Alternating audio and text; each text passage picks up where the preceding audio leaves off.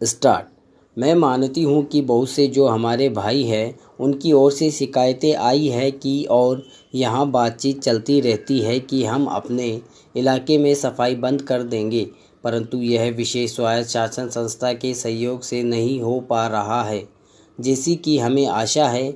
और मैं समझती हूँ कि राजनीतिक दल स्वास्थ्य के विषय में ध्यान रखते हैं क्योंकि यह मानवता के लिए बहुत आवश्यक है और इसमें राजनीति का कोई भी रंग नहीं आना चाहिए, ऐसी मेरी आशा है। मैं अनुरोध करूंगी कि सदस्यों की जो समस्याएं हैं उनको ध्यान में रखते हुए दिल्ली प्रशासन कोई ऐसी नीति अपनाने की कोशिश ना करे जिससे नगर निगम का यदि कोई काम हो तो उस विषय में हमारा नगर निगम से यह सहयोगपूर्ण वातावरण पैदा हो, मगर इस वातावरण में राजनीति ना होने पाए।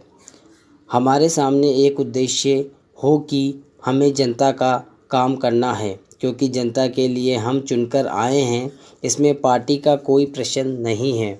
दूसरी बात यह कहना चाहता हूँ कि अनाथ बच्चों के लिए जो इस बजट में प्रावधान किया गया है उनके लिए केंद्र बनाए जाए। मैं समझती हूँ कि इन केंद्रों के साथ साथ बेसहारा महिलाओं के लिए जो कि समाज में तिरस्कृत हैं, ऐसी महिलाओं के लिए जगह जगह इस प्रकार के केंद्र खोले जाने चाहिए जहां उन्हें रोजगार सिखाया जा सके और साथ ही साथ आर्थिक रूप से स्वतंत्र बनाने की तरफ भी प्रयत्न किया जाए।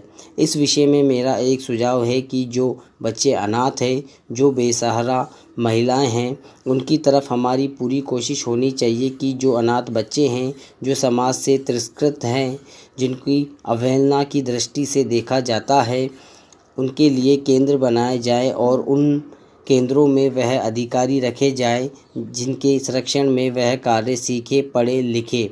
यदि इसमें बाहर के सदस्य हो वे ऐसे होने चाहिए जिनका जीवन सरकारी सेवा में बीता हो।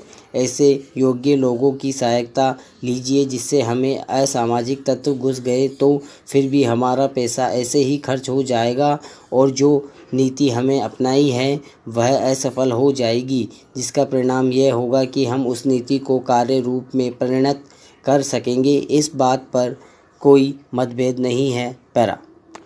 रूस में भारत के जो मानचित्र प्रकाशित हुए हैं उनमें भारत के कुछ हिस्से को सही तरीके से नहीं दिखाया गया है।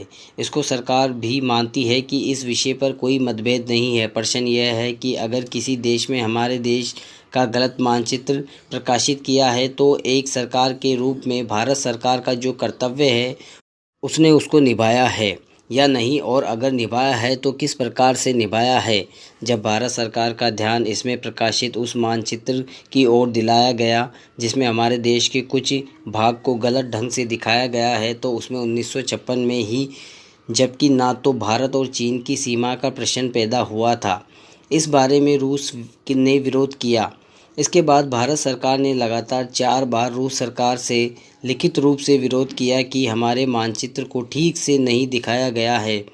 जिस मानचित्र को लेकर यह चर्चा हो रही है, जब उसकी ओर भारत का ध्यान गया तो उसने जून, जुलाई और अगस्त में लगातार 3 बार अपने राजदूत के माध्यम से और रूस के जो अधिकारी हमारे देश में आए उनसे बातचीत करके रूस का ध्यान इस ओर आकर्षित किया है कि उससे इस देश का मानचित्र ठीक नहीं दिखाया।